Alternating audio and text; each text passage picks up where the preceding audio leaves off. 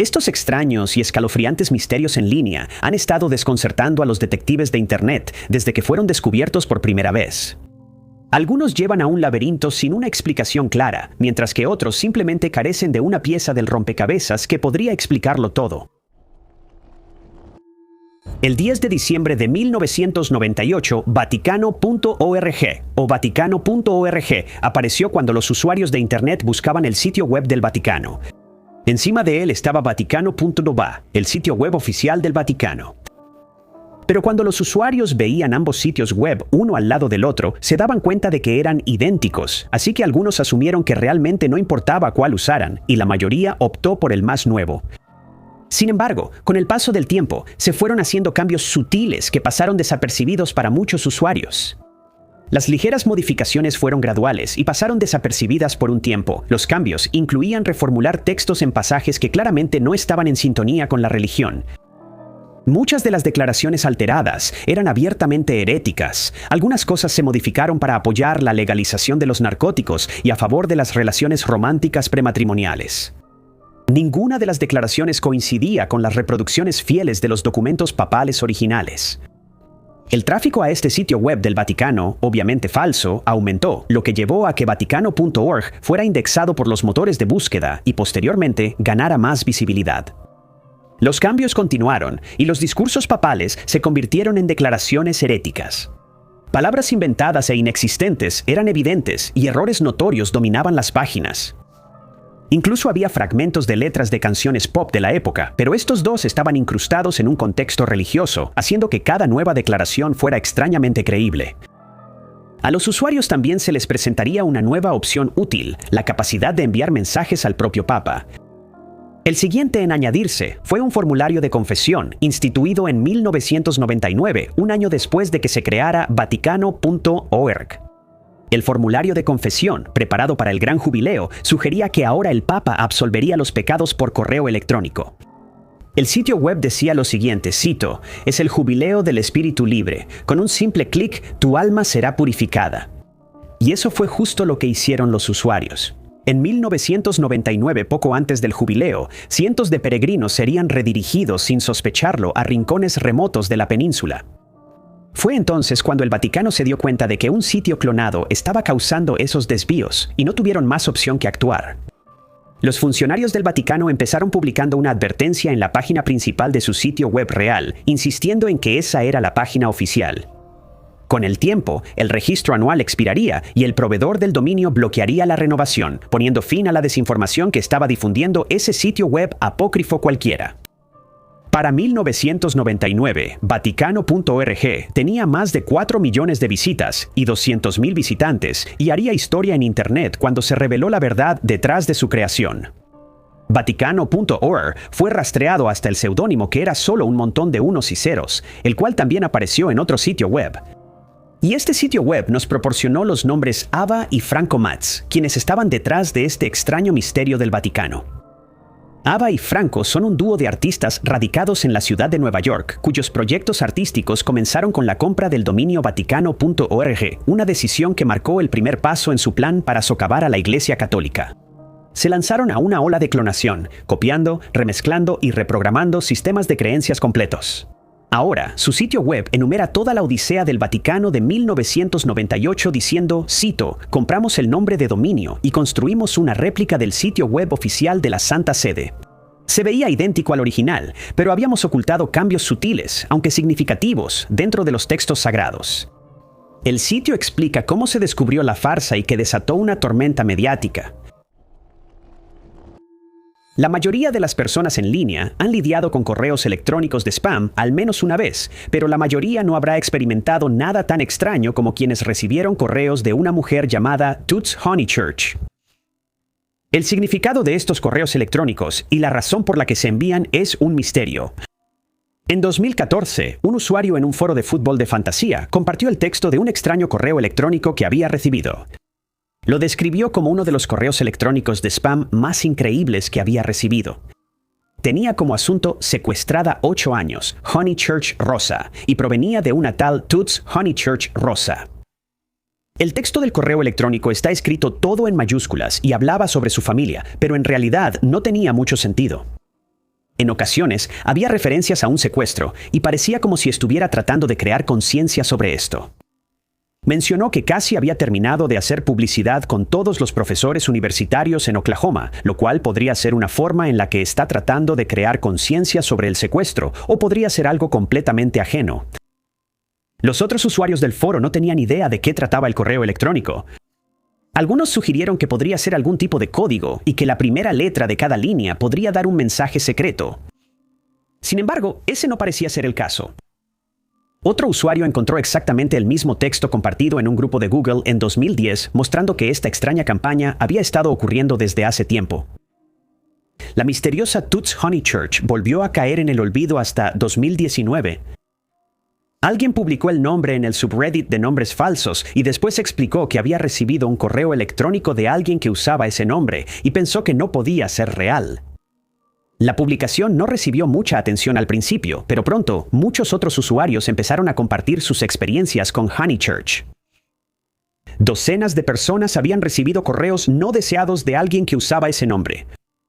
Ya no eran los extraños mensajes de secuestro, sino que parecían ser algún tipo de boletín raro que compartía teorías de conspiración en noticias relacionadas con Hawái. Honeychurch también parecía tener un extraño interés en un escalofriante caso criminal, el misterio de Bear Brook. Ese caso involucraba a alguien que le quitó la vida a una mujer llamada Marlies Honeychurch, así como a 3 niños. Se desconoce si Toots Honeychurch realmente tiene alguna relación con este caso, o si simplemente lo encontró interesante. Otros usuarios reportaron haber recibido currículums de Toots Honeychurch. Sin embargo, en lugar de estar relacionados con una solicitud de empleo, eran notas sobre un asesino serial. La mayoría de los correos electrónicos no tenían sentido y muchos usuarios sospechaban que la mujer podría tener algún tipo de problema de salud mental. Pero lo que hace que este caso sea tan extraño es la cantidad de correos electrónicos que se están enviando. Al final de algunos de los mensajes, Honeychurch incluía listas de direcciones de correo electrónico de las personas a las que supuestamente estaba contactando, y algunas de estas pertenecían a funcionarios del gobierno u otros funcionarios públicos. Otros eran simplemente personas comunes con las que, de alguna manera, había logrado ponerse en contacto. Las investigaciones sobre Toots Honeychurch arrojaron registros de 2016 de las elecciones en Estados Unidos, donde se postuló como candidata al Senado. Solo recibió el 1% de los votos, pero en un sitio web para su candidatura, proporcionó alguna explicación para los correos electrónicos. Afirmó que pasaba las noches enviando correos electrónicos a departamentos universitarios completos para presentarse y se jactaba de la cantidad de universidades a las que había enviado correos. Sin embargo, Honeychurch aún no explicó cómo obtuvo las direcciones de correo electrónico de personas comunes. Y lo más importante, sigue siendo un misterio por qué empezó a hacer esto en primer lugar. En las profundidades de un iceberg definitivo de videojuegos oscuros, inquietantes, aterradores y perturbadores, figuraba un nombre irreconocible, Omencino. El título se traduce como el sustantivo masculino que significa hombrecito, pero al buscar el nombre del juego en Google solo aparecían unos pocos sitios web. Esto incluía un aparente sitio de medios perdidos llamado forum.lostmediawiki.com. Según el listado bajo Homoceno, el juego de terror fue lanzado en 1995 y se originó en Venezuela. Se alegaba que fue creado por un grupo conservador de derecha de Venezuela llamado 3411. Supuestamente, el propósito del videojuego era difundir propaganda en contra del expresidente socialista, Carlos André Pérez. En este sitio de medios perdidos, solo un colaborador está hablando sobre el juego y parece tener capturas de pantalla, pero el usuario no proporciona fuentes para ninguna de esta información. Además, Omonceno no se menciona en ningún otro lugar, independientemente de esta wiki de medios perdidos. Cualquier otra mención del juego siempre hace referencia a este mismo sitio. El usuario de Reddit Rototoms y Beer sintió curiosidad por el nombre tan extraño y acudió al subreddit de Internet Mysteries en busca de respuestas. Y el redditor divulgó toda esta información y empezó a señalar inconsistencias en la existencia de Omencino, preguntando, ¿es real o es un engaño? Desde el principio, hay muchas señales de alerta que se presentan solo en la descripción del juego. No solo el archivo era el único sitio que lo mencionaba, sino que el supuesto grupo conservador llamado 3411 ni siquiera existe. También se señaló que, según el único colaborador, el juego está en portugués, aunque el español es el idioma más hablado en Venezuela. Las cosas se ponen aún más extrañas cuando los dos videos del juego subidos por el colaborador de Omencino provienen del mismo canal de YouTube llamado Hank Miller Gaming. El mismo nombre usado en forum.lostmediawiki.com, donde Hank Miller es el único que tiene una conversación sobre el juego. En los propios videos, la audiencia comenta sobre el portugués presente en el videojuego, afirmando que ni siquiera es un idioma real, sino simplemente un galimatías ininteligible. Bueno, según usuarios de Reddit y detectives aficionados de Internet, realmente no hay ninguna historia detrás de este juego y de hecho ni siquiera existe. Todo el concepto es un engaño creado por esta persona que adoptó el seudónimo de Hank Miller. No existe ningún juego llamado Omencino que se use para difundir propaganda contra Carlos André Pérez. Es probable que los videos de jugabilidad sean hechos por él mismo, ya que cualquier jugador de 1995 sabe que así no se veían los juegos en esa época de la historia. La gente ha estado tratando de usar Internet para contar historias de maneras nuevas e innovadoras desde los primeros días del medio. Algunas de esas primeras historias de Internet se han conservado en archivos, pero otras se han perdido con el tiempo. Uno de estos primeros proyectos creativos de Internet se ha convertido en el tema de una búsqueda de medios perdidos, la cual descubrió una historia extraña y escalofriante. CR6 significa Clickable Reality. Six se promocionó como la primera telenovela de Internet y se lanzó en 1997. Según el creador, recibió mucha atención de los medios cuando se lanzó por primera vez, y él afirmó que sería un éxito durante muchos años. La premisa de la telenovela era sencilla, las historias se contaban a través de texto y fotos. No se usaban videos en los primeros días de la creación. Los usuarios iban al sitio web de CR6 y podían hacer clic en varias imágenes para conocer las historias de los 6 personajes principales. Cada historia se actualizaba semanalmente y los episodios anteriores podían leerse en el archivo. El creador, Chris McKinstry, afirmó que en el futuro habría episodios en video e incluso habló sobre un episodio especial en vivo que se llevaría a cabo durante Halloween. Desafortunadamente, CR6 no llegó a su 10º episodio y muy poco sobre el proyecto se ha conservado hasta hoy. CR6 permaneció en el anonimato en Internet y la mayoría no había oído hablar de él hasta agosto de 2021, cuando un usuario de Reddit hizo una publicación sobre la serie web. El usuario de Reddit Incorporated Projects estaba viendo un episodio de Better Call Saul mientras navegaba por el artículo de Wikipedia relacionado. Y esto lo llevó al historial de ediciones de un actor que interpretaba a un personaje secundario. Las primeras ediciones de esta página mencionaban a CR6. La línea decía, cito, fue criado en Winnipeg, Manitoba, donde en 1997 fue elegido para una telenovela temprana de Internet, CR6. No se pudo encontrar nada más sobre la misteriosa telenovela en Wikipedia ni en ningún otro lugar de Internet. Así que Incorporated Projects llevó su búsqueda al subreddit de medios perdidos. Los usuarios de Reddit pudieron encontrar un poco más de información. Un video promocional sobre el proyecto había sido publicado en un canal de YouTube que parecía compartir videos de Winnipeg y tenía otras conexiones con CR6. Los internautas también pudieron encontrar un archivo del sitio web original de CR6. La última fuente principal de información fue el propio sitio web de Chris McKinstry. Él había hablado un poco sobre el proyecto, incluso alardeando de que había aparecido en CNN en un segmento de 3 minutos que se transmitió durante todo el día. También publicó un recorte de la portada del Winnipeg Free Press que presentaba un artículo sobre CR6. A pesar de estas fuentes, se pudo descubrir muy poco sobre el material perdido en sí. Los investigadores encontraron los nombres de los 6 actores que protagonizaron el programa. Una de ellas, Anita Dittmar, lo mencionó en un blog que escribió en 2013, pero parecía que CR6 no había sido un gran trampolín para ninguna carrera. La razón de esto era clara. McKinstry tuvo problemas creativos con los guionistas del programa, culpándolos por los malos guiones y las malas tramas.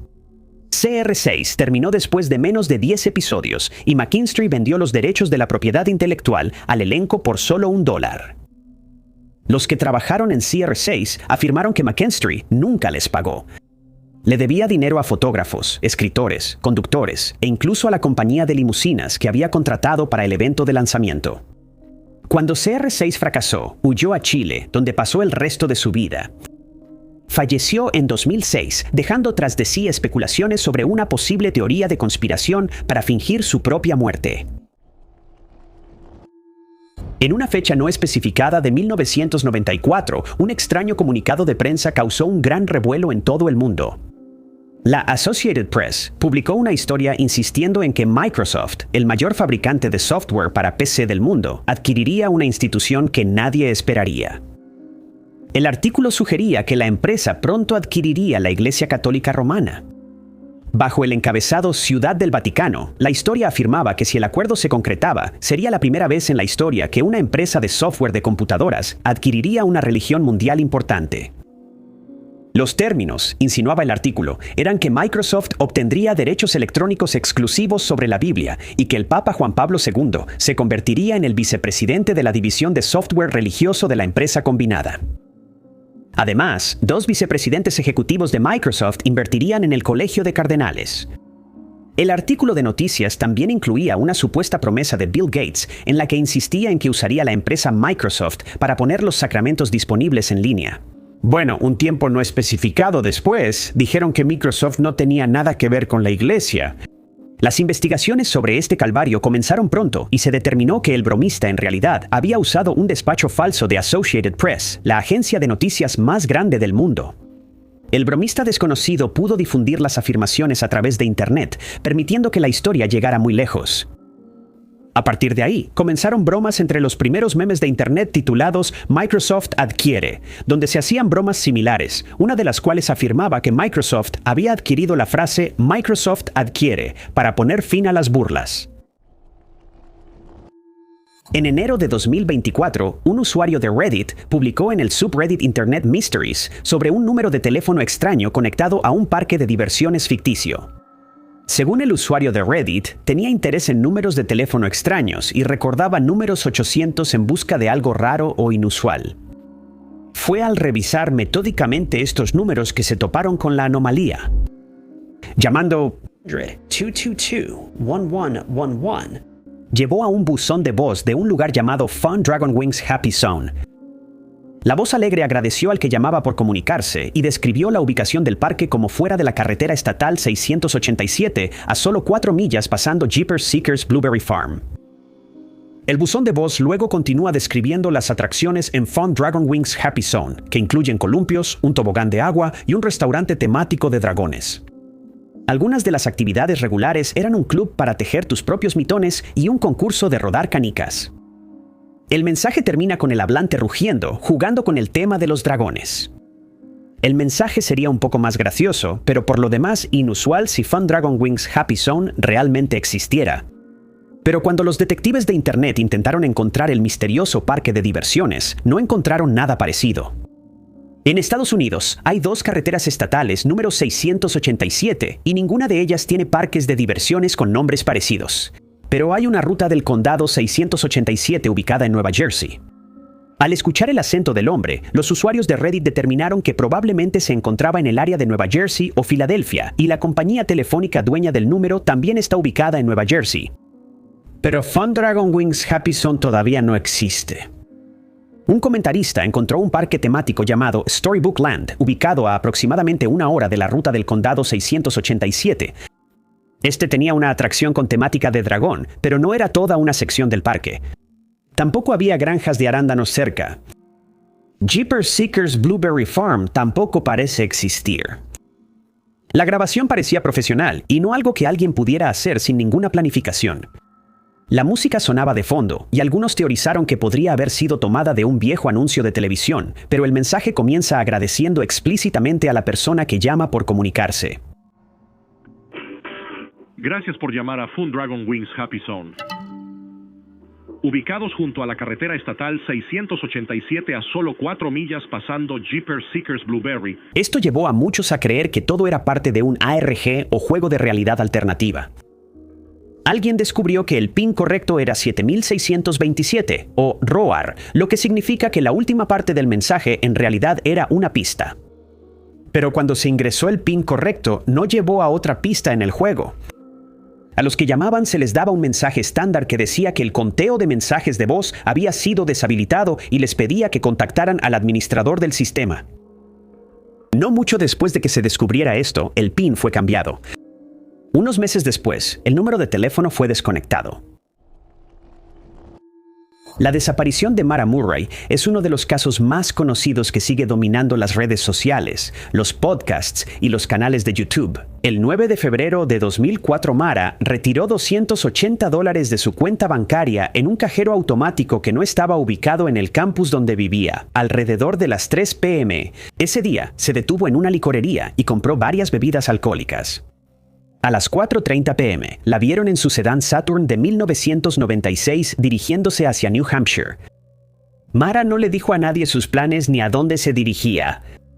La siguiente noticia sobre su paradero llegó varias horas después, cuando estuvo involucrada en un accidente de un solo auto en la Ruta 112 en la aldea de las Montañas Blancas. Se dice que perdió el control del vehículo y se estrelló en una curva cerrada, chocando contra un montículo de nieve y golpeando un árbol. La parte delantera del auto quedó destrozada y ya no se podía conducir. 10 minutos después, la policía llegó al lugar, pero para entonces Mara ya había desaparecido, dejando su auto atrás y sin ninguna pista de a dónde pudo haber ido o qué le pudo haber pasado. La historia fue noticia de primera plana durante al menos un año antes de desaparecer de los medios. Permaneció solo en libros, blogs y películas hasta 2012, cuando un nuevo interés en el caso se encendió inesperadamente a través de un misterioso enigma en Internet. El 9 de febrero de 2012 se publicó un video aterrador en un canal de YouTube titulado 112 Dirtbag. Se llamaba Feliz Aniversario y fue publicado exactamente el día del 8º aniversario de la desaparición de Mara. El video muestra el rostro completo de un hombre con gafas. Está mirando a la cámara y comienza a reírse de una manera inquietante que dura demasiado tiempo. La risa se convierte en un ataque de carcajadas descontroladas antes de que el hombre, de repente, guarde silencio. Él guiña un ojo y la escena se desvanece para mostrar un texto rosa que dice «Feliz aniversario». Aunque no se dijo nada, los detectives de Internet empezaron a sospechar que, por el momento en que se subió el video, el hombre podría tener alguna conexión con Mara y su desaparición. Mientras que para otros, el video parecía ser obra de otro loco jugando con un teléfono inteligente. Pero entonces se señaló que el nombre del canal en sí era una referencia directa al extraño caso. El 112 presente en el título hacía referencia a la Ruta 112, donde Mara fue vista por última vez, y la parte de Dirtbag era una referencia a una entrevista en la que el padre de Mara afirmó que su hija fue secuestrada por unos dirtbags. El video atrajo una atención significativa en línea, al grado de que analizar cada aspecto de él fue suficiente para involucrar a la policía. Las autoridades empezaron a investigar a 112 Dirtbag y eventualmente lo localizaron, lo cual no fue precisamente difícil dado que su rostro estaba ahí mismo en la pantalla. Su nombre era Alden Olson, como descubrieron los investigadores más tarde, y lo nombraron persona de interés y luego el principal sospechoso. Olson fue localizado, entrevistado extensamente e investigado. Durante la investigación, se descubrió que su canal tenía otras entradas relacionadas con Mara, incluyendo una titulada simplemente Mara Murray. El video muestra únicamente un boleto para Bretton Woods Mountain Resort con fecha de 2 días después de que la mujer desapareció. Pero no se divulgó nada significativo respecto a este aspecto. Después de ser examinado a fondo, Olson sería liberado más tarde. La policía concluyó que simplemente estaba troleando en Internet y que incluso podría estar un poco inestable. Descubrieron que intencionalmente publicaba videos inquietantes para burlarse de la familia de Mara y que simplemente era un personaje de Internet, no un participante en el crimen. Desde 2002, la gente ha podido compartir sus pensamientos y experiencias sobre lugares en Google Maps directamente a través de reseñas de Google. Estas reseñas permiten a las personas ver qué esperar al visitar un nuevo restaurante o lugar turístico. Como las reseñas están vinculadas a un usuario individual, también permite que cualquiera vea a qué otros lugares ha ido el reseñador, lo que puede ayudar a determinar si una reseña es confiable o no. Pero en 2024, un usuario de Reddit notó una cuenta de reseñas de Google que parecía extremadamente inquietante. Ricky Calderón es un guía local de nivel 6 con innumerables reseñas de lugares en todo Estados Unidos. La mayoría de sus reseñas son de lugares en Florida, con grupos en Chicago y otras partes del país. Todas las reseñas de Ricky son de 4 o 5 estrellas y la mayoría no entra en más detalles que eso. Algunas ofrecen un poco de información sobre la calidad de la comida, el servicio y el estacionamiento, pero Ricky rara vez da una opinión personalizada sobre su experiencia en algún lugar. Al principio, esto no parecería demasiado extraño, pero al ir a la pestaña de fotos en el perfil de Ricky, se revela algo sumamente inusual. La cuenta tiene cientos de fotos que acompañan sus reseñas. Casi todas muestran las reseñas de los lugares en el fondo, con la mitad superior del rostro de una mujer en primer plano. La gran mayoría de estas fotos no tienen ningún contexto. Unas cuantas reseñas de Ricky describen a una anfitriona o trabajadora que lo atendió, pero la gran mayoría no tienen ningún detalle personal y no hay explicación de quiénes se supone que son las mujeres en las fotos. Es obvio que las mujeres que aparecen en la página de reseñas de Ricky en realidad no están en los lugares de la foto. Algunas de las mujeres simplemente han sido recortadas de otras imágenes, pero otras parecen generadas por computadora y algunas son personajes de videojuegos. Ninguna de las ediciones está particularmente bien hecha y es poco probable que la persona que las creó creyera que alguien realmente pensaría que las imágenes son auténticas. ¿Por qué estas imágenes están aquí? Es un misterio. Algunos han sugerido que podría ser un bot de inteligencia artificial entrenado para crear imágenes que acompañen las reseñas. Algunas de las primeras fotos en la cuenta de Ricky muestran un menú que parece estar sostenido frente al rostro de una mujer. Es posible que estas fueran las imágenes con las que se estaba entrenando la inteligencia artificial y que la computadora simplemente se enfocó en el rostro de la mujer y recreó esa parte de la imagen en lugar del menú. Pero hay fallas en esta teoría. Algunas de las imágenes muestran personajes de videojuegos reconocibles. Es poco probable que una IA cree este tipo de cosas sin que se le pida deliberadamente. Las imágenes también parecen volverse menos realistas con el tiempo. Si esto fuera un programa de entrenamiento de IA, no habría razón para que las imágenes realmente se publicaran. Recientemente, Ricky publicó una imagen de una mujer posando con un muñeco de Yoshi, que también aparece en su foto de perfil. No solo esta imagen no encaja con el patrón, sino que también parece ser una foto real. Otra teoría es que esta persona está tratando de atraer atención a su página de reseñas de Google con la esperanza de poder vender sus reseñas. Según un comentarista, alguien se le acercó ofreciéndole dinero por reseñas falsas cuando sus reseñas reales empezaron a llamar la atención en línea. Si este es el caso, las extrañas imágenes de Ricky definitivamente llamaron la atención. Ricky Calderin seguía publicando en noviembre de 2025, pero parece que no estamos más cerca de resolver el misterio. Era el 11 de octubre de 2009 cuando un extraño canal de YouTube titulado Hi Walter, It's Me Patrick subió un video igualmente extraño. Un hombre que supuestamente se llama Patrick aparece en la imagen.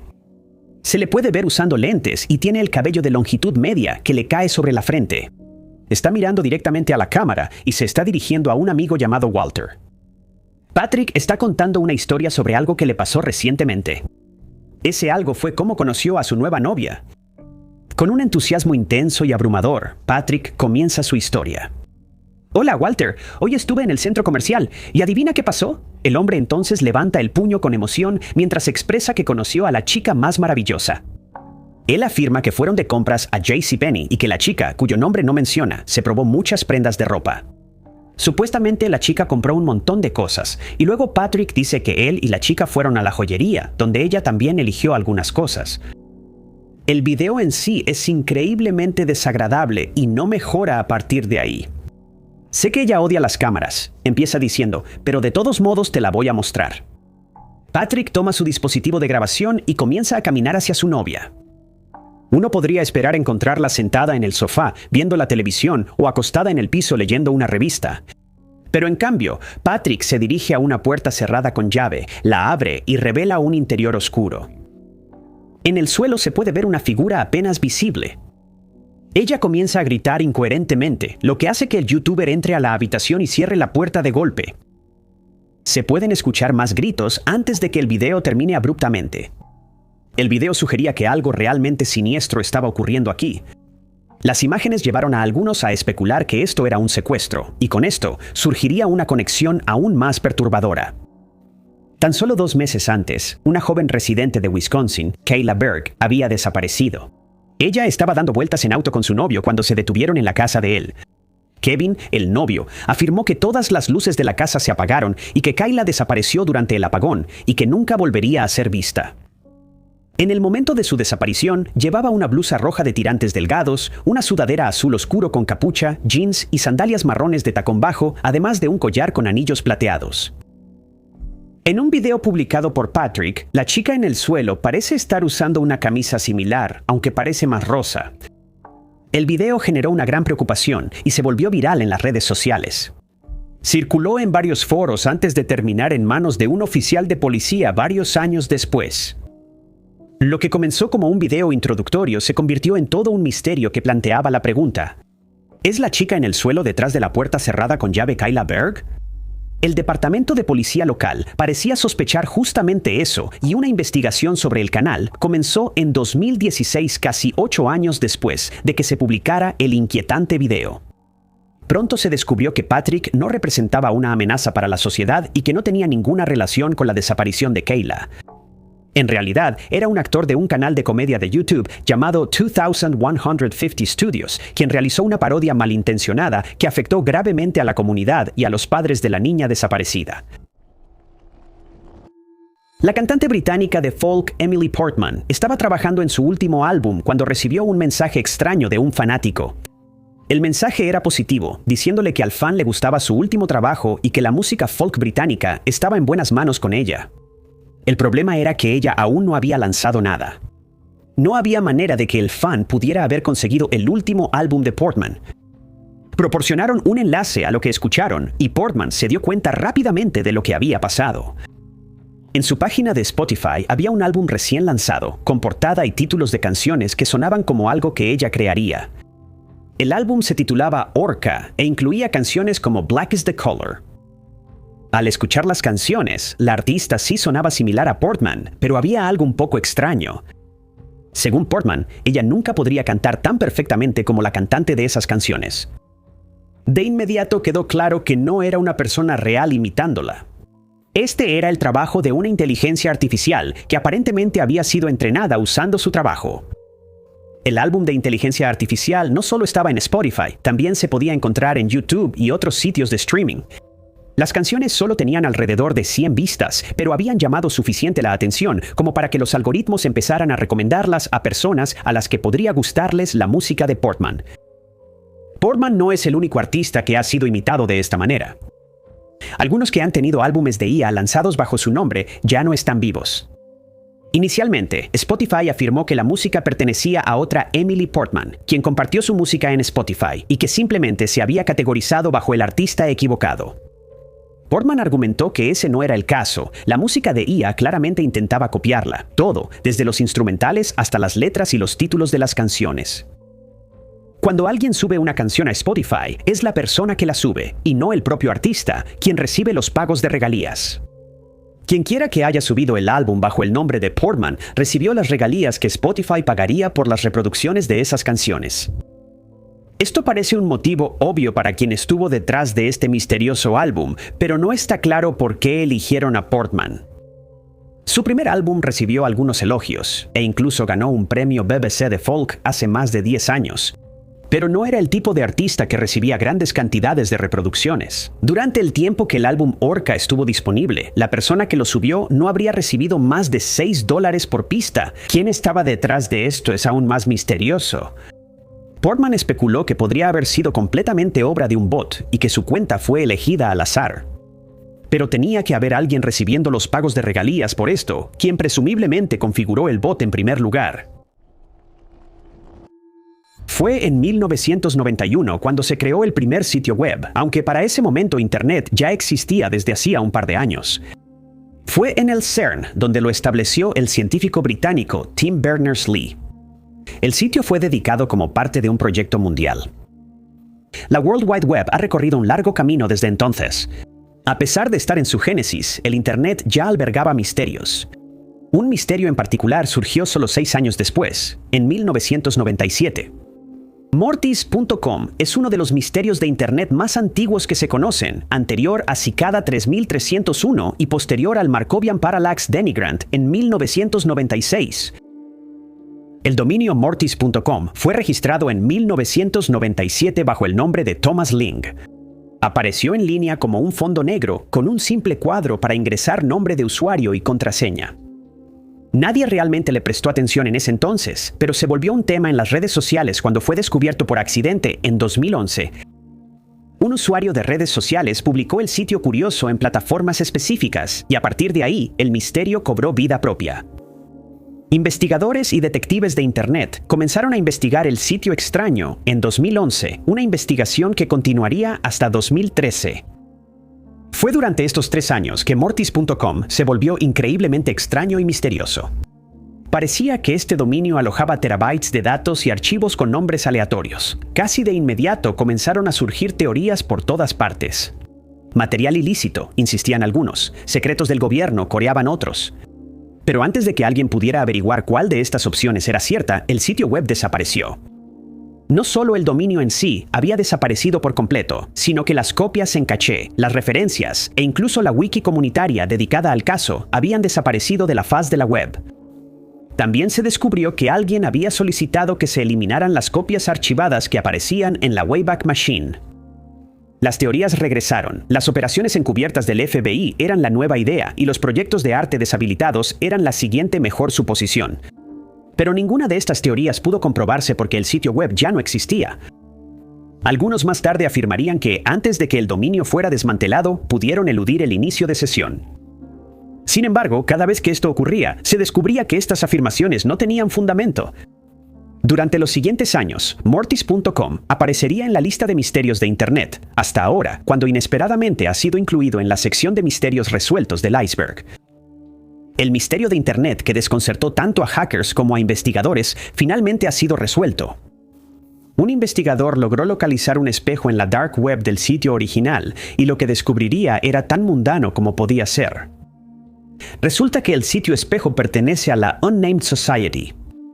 En el sitio web hay una página titulada Incidente de Thomas Ling, y esta sección detalla cómo el desarrollador, Igor, había usado el nombre Thomas Ling como seudónimo.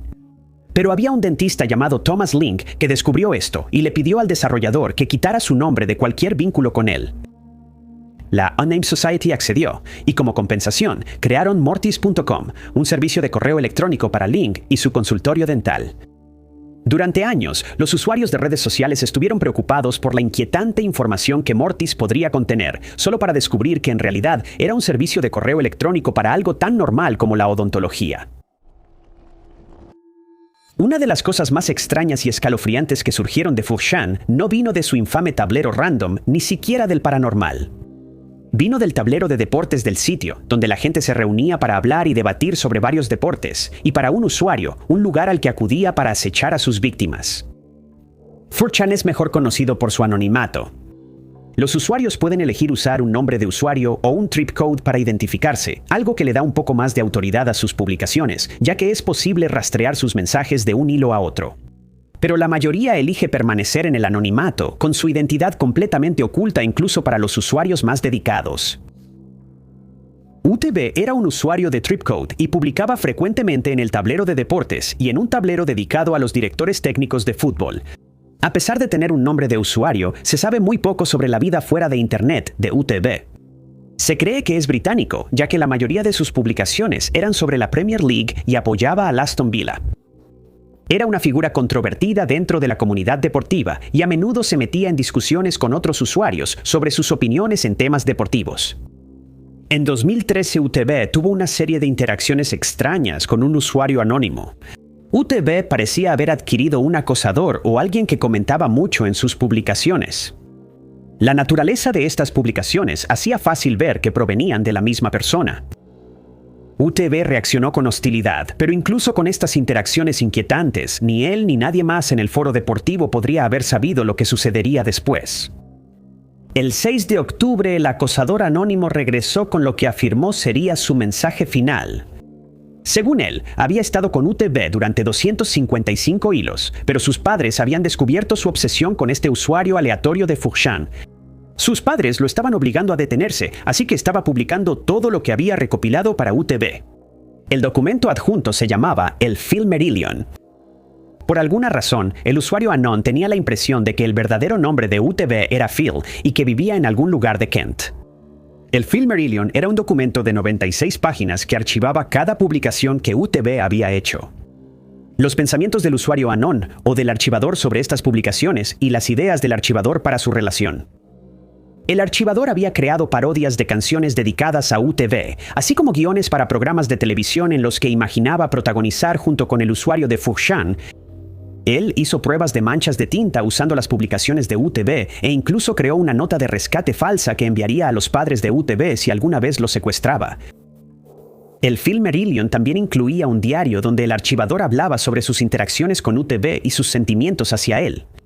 Afirmó que no quería una relación romántica con UTV, pero algunas partes del diario sí se leen como las de un amante celoso. Después de que se hizo la publicación, UTV respondió con un simple signo de interrogación y luego desapareció del sitio junto con el archivador. Fue en los primeros meses de 2005 cuando salió a la luz un misterio realmente perturbador que viajó por las líneas de tiempo de amantes de los animales y activistas, desatando un pánico total en las redes sociales. El sitio SaveToby.com presentaba una premisa sorprendente. El dueño del sitio acababa de rescatar a un conejo herido y lo estaba cuidando para que se recuperara. Habían nombrado al animalito herido como Toby. Al principio, parecía una página donde el rescatista pedía ayuda para donar a la causa de Toby. Pero el dueño del sitio hizo una exigencia que cambió esa narrativa. Si no recibían $50,000 en donaciones a través de PayPal para el cuidado de Toby, a más tardar el 30 de julio, cocinarían y se comerían al conejo. Al leer la exigencia, hubo jadeos de asombro. Supuestamente, el dinero empezó a llegar en grandes cantidades, mientras los usuarios de redes sociales esperaban salvar al animal de esta amenaza mortal. Supuestamente, las imágenes del lindo conejito y una amenaza sin fundamento fueron suficientes para hacer que muchos usuarios se metieran la mano al bolsillo. Se reporta que se recaudaron $16,380 con 18 centavos para la saga de Salva a Toby, una cantidad que parece realmente increíble. En un mundo donde los conejos básicamente se consideran sin valor y los refugios de animales se ven obligados a buscar sobras para mantener sus operaciones en funcionamiento, la cifra destacaba al final de la página, aparentemente indicando cuán seria era la amenaza. El número se alteraba periódicamente, haciendo parecer que buenos samaritanos estaban colaborando para detener la cocción y el consumo de Toby. Pero esto, sin embargo, no era lo que estaba sucediendo. Snopes, los verificadores de hechos de Internet, llegaron para salvar la situación y al conejito. El sitio reveló que habían recibido correos electrónicos de numerosos lectores sobre el sitio que amenazaba al animal y decidieron investigar para averiguar si realmente un hombre iba a comerse a un conejo si no alcanzaba su objetivo monetario. No les tomó mucho tiempo al sitio concluir que Save Toby era, en efecto, un engaño. En realidad, fue la premisa la que lo delató todo. Envía dinero o matan al conejo. Si esto no era lo suficientemente obvio, otro visitante descubriría una declaración discreta oculta en la página que, al final, pondría fin a todo el misterio. Decía al final: nota, esto es una broma. Por favor, solo dona para comprar equipo o para ayudar a mantener SaveToby.com. La explicación era clara. Toby nunca estuvo en ningún peligro real. México es peligroso para los periodistas, especialmente en estados como Tamaulipas, donde las organizaciones criminales tienen un control significativo. Para combatir la falta de información pública precisa, los ciudadanos han recurrido a las redes sociales, arriesgando sus vidas para informar sobre la actividad criminal y situaciones de riesgo. En 2012, un ciudadano anónimo lanzó Valor por Tamaulipas, una página de Facebook dedicada a compartir información actualizada sobre la violencia, particularmente la guerra entre el Cártel del Golfo y los Zetas. La página rápidamente llamó la atención por proporcionar alertas que salvaban vidas. Las críticas del administrador hacia las bandas llevaron a amenazas. Y solo 6 meses después del lanzamiento, el Cártel del Golfo creó una página de Facebook rival. En febrero de 2013, unos volantes ofrecían una recompensa de $60,000 por información sobre el administrador o su familia. El administrador se negó a ser silenciado diciendo, cito, «No todos nos someteremos a ellos», y se aseguró de que su esposa e hijos estuvieran a salvo en Estados Unidos. A pesar de las amenazas y ataques a otros ciudadanos, el administrador continuó con la página durante casi 3 años, manteniendo su identidad en secreto. En noviembre de 2014 se retiró y le pasó la administración a un amigo. Y hoy, grupos en Tamaulipas y otros estados continúan su trabajo para mantener seguras a sus comunidades. Escondido en las entrañas del interminable túnel que es el Internet, nos encontramos con un lugar que es mejor no explorar. La web oscura es un lugar donde los sitios web no son indexados por los motores de búsqueda y, en teoría, se pueden visitar de forma anónima.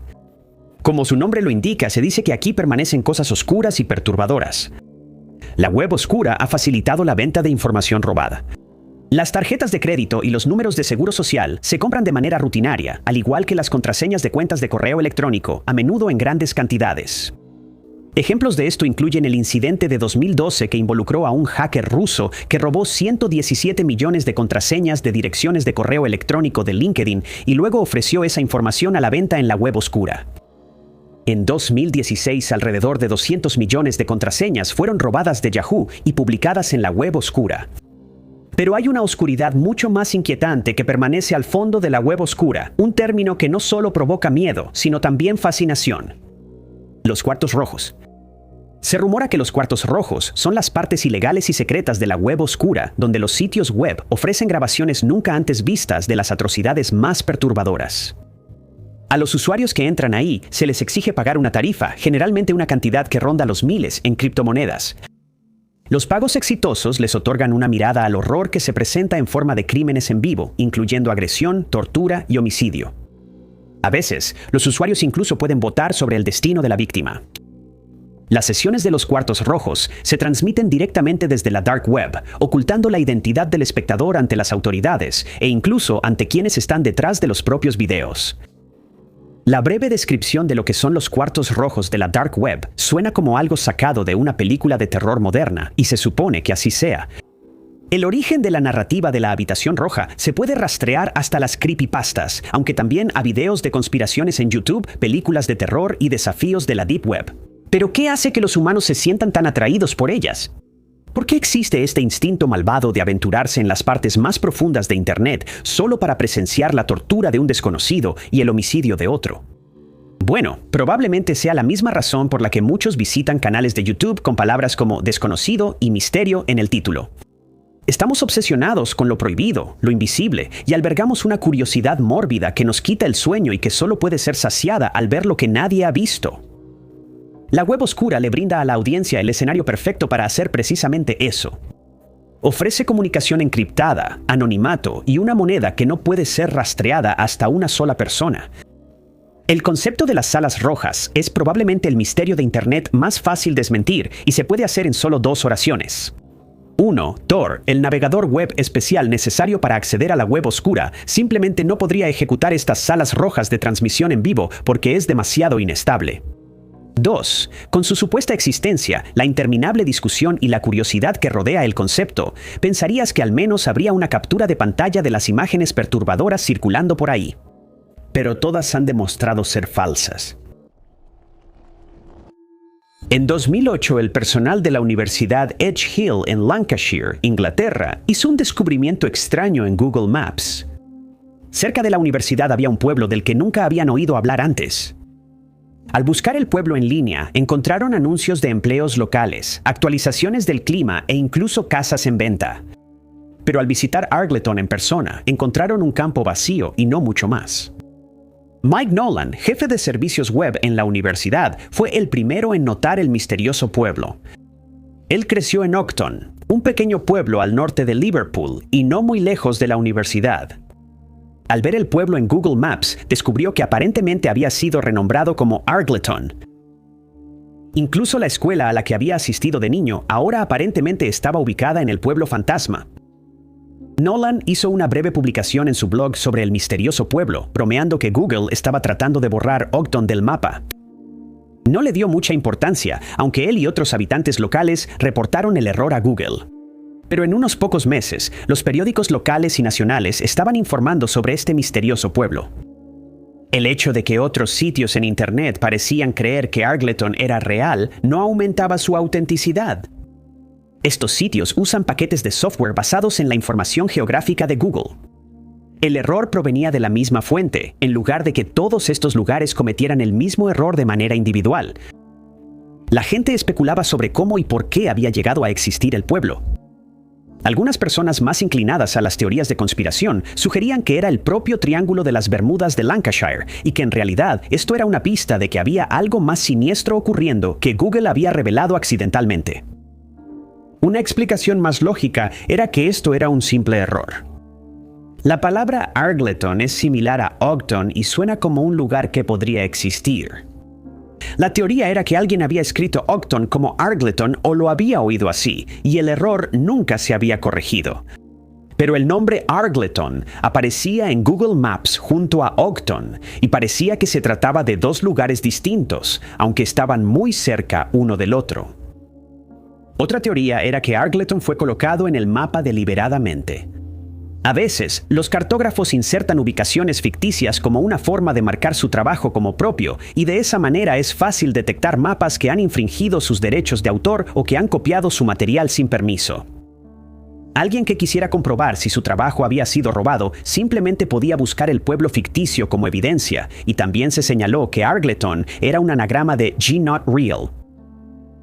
Cuando los periódicos nacionales empezaron a hacerse eco de la historia, Google emitió un comunicado diciendo que la mayoría de su información era correcta, pero que ocasionalmente se cometían errores.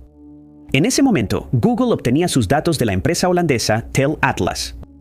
En un comunicado, Tel Atlas dijo que no podía explicar cómo las anomalías entraron en su base de datos. En este blog, Nolan señaló los peligros de estos errores. Esta fue una época en la que Google Maps empezaba a reemplazar a otros mapas digitales como la principal fuente para obtener indicaciones. Errores como estos podrían haber dejado a las personas en situaciones peligrosas. El concepto de homúnculo, un término que significa pequeño humano, se registró por primera vez en el siglo XVI. Se originó en el campo de la alquimia y se refería específicamente a la creación de pequeñas criaturas humanoides que aparecían completamente formadas. Existen representaciones artísticas del alquimista realizando este mismo experimento, donde inyectan fluidos en el huevo de una gallina. Tiempo después emerge un humano en miniatura. La idea pronto se perdió con el tiempo, pero nunca desapareció por completo. Con el auge del Internet, algunos lo verían como una plataforma fácil para llegar a todos los rincones del mundo, con conceptos extraños y narrativas poco realistas. Courtney Alive sería una de esas personas que aprovecharía el Internet para este propósito. YouTube fue una de las primeras plataformas de redes sociales que permitió la difusión masiva de contenido a menudo no regulado. Alive, un hombre ruso, se topó con las leyendas de la alquimia sobre el homúnculo y comenzó a documentar sus experimentos, los cuales terminarían circulando por todo el sitio web. En su primer video, titulado «Cómo hacer un homúnculo», les muestra exactamente cómo hacerlo. En primer plano, nos encontramos con todos los elementos necesarios para crear a la criatura inexistente. Un huevo, una jeringa con fluido biológico, un recipiente y unas tijeras pequeñas. Y luego, las palabras traducidas caen a la parte inferior de la pantalla. Hola, hoy vamos a hacer un experimento para crear un homúnculo. Y así fue. El mundo de Internet estaba enloquecido, con muchos creyendo que realmente podían crear una criatura así. Fue precisamente este video el que inició la tendencia de crear homúnculos, que arrasó en Internet en 2016. Alive fue implacable en sus experimentos y continuó con sus extraños experimentos hasta llegar al homúnculo 21. Ese mismo año, el hombre ruso fallecería inesperadamente, lo que dio lugar a grandes teorías de conspiración relacionadas con su muerte y los experimentos. Poco después empezaron a aparecer videos en YouTube como criatura homúnculo, real o falso. Y esperaban alejar a la sociedad y a las redes sociales de la desinformación. Refiriéndose a los experimentos de los rusos, el youtuber revela lo fácil que es engañar a todo el mundo. El plástico, los campos magnéticos y una cuidadosa edición de cámara fueron los responsables de la entidad aparentemente viva que salió del huevo de gallina. Los movimientos fueron forzados. El homúnculo era una marioneta. Y no solo Alive era el titiritero, sino también aquellos que creían que se podían crear criaturas diminutas a partir de algo tan simple como un huevo de gallina y de condiciones ambientales no reguladas. Bill expuso el misterio del homúnculo en Internet como un engaño, poniéndolo junto a los gatitos bonsái y las mascotas genéticas de los años 2000. En septiembre de 2022, un usuario anónimo de 4chan hizo una publicación inquietante en el foro paranormal del sitio. Su amigo había visto algo que no podía explicar, y hasta el día de hoy no se ha encontrado una respuesta definitiva al misterio. La persona que publicó explicó que su amigo se estaba hospedando en un motel Super 8 en Ontario, Canadá. Como muchos moteles, la habitación tenía una televisión, con canales que iban del 1 al 68. Pero el amigo decidió pasar del canal 68 para ver si había algo más o si la televisión simplemente regresaría al canal 1. Encontraron un canal 69 que no mostraba nada más que estática, y el siguiente era el canal 73, que mostraba algo mucho más inquietante, porque una cara blanca y espeluznante era visible en una pantalla negra, casi completamente cubierta de estática. Era difícil distinguir cualquier rasgo del rostro del hombre, pero definitivamente era un rostro. La inquietante y fantasmal cara blanca asustó, comprensiblemente, al amigo y al usuario anónimo de Fourshan que compartió el video de la imagen espeluznante. El rostro estaba completamente inmóvil, como si la transmisión se hubiera congelado y no había ningún sonido. Otros usuarios anónimos estuvieron de acuerdo en que era una imagen espeluznante y algunos intentaron encontrarle una explicación. A pesar de estar en el foro paranormal, la mayoría estuvo de acuerdo en que esto no era algo paranormal, aunque podría haber sido alguien intentando que pareciera así. La teoría más popular era que esto fue obra de un pirata televisivo. La interferencia en la televisión es mucho más difícil en la actualidad que en el pasado. Incluso si un posible pirata logra acceder a un canal sin seguridad, lo más probable es que se detecte y se interrumpa rápidamente. Otro usuario de Fourshan explicó que los piratas normalmente transmitían una imagen sencilla para probar un canal antes de realizar un secuestro de señal propiamente dicho. Si esta imagen pasa desapercibida y permanece al aire, es una señal de que pueden transmitir algo más complejo. La imagen era algo que solo otros piratas se suponía que debían ver. Otra teoría era que simplemente fue un error. La televisión estaba captando algo de otro canal por un cable mal protegido. Pero esto no explicaría la inquietante imagen fija. La otra posibilidad es que esto fuera completamente falso.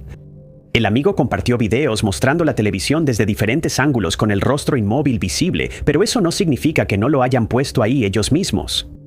Es posible conectar una computadora a una pantalla de televisión usando un simple cable HDMI y luego reproducir el video espeluznante por ahí. En Internet hay grupos de personas dedicados a buscar y eventualmente encontrar material perdido. El material en cuestión puede ser cualquier cosa, desde una caricatura infantil hasta un anuncio de servicio público o incluso una película completa perdida. Una de las piezas más misteriosas de medios perdidos que se buscan hoy en día es una película que puede que nunca haya existido. Si existió, tendría más de 100 años y sería la primera adaptación de Drácula de Bram Stoker. La adaptación más antigua de Drácula que ha sobrevivido es la película Nosferatu de 1922.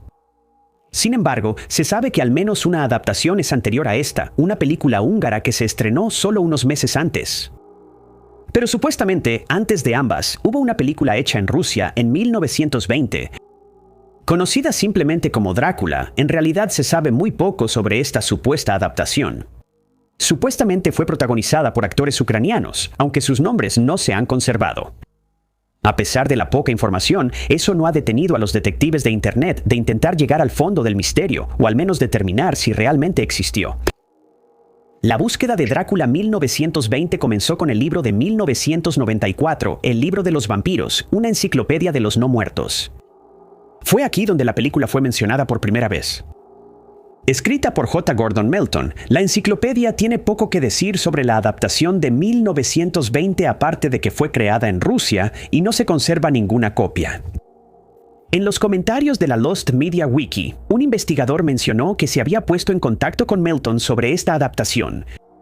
Melton afirmó que había visto una referencia a la película en el libro de 1975, El libro de Drácula, de Donald F. Glut. En ese libro, Glut escribe, se informa que se hicieron otras versiones cinematográficas de Drácula alrededor de esta época, una de ellas rusa, pero no hay verificación que respalde estas afirmaciones. Otro comentarista menciona que se puede encontrar una referencia a la película rusa en la edición de junio de 1963 de Famous Monsters in Filmland.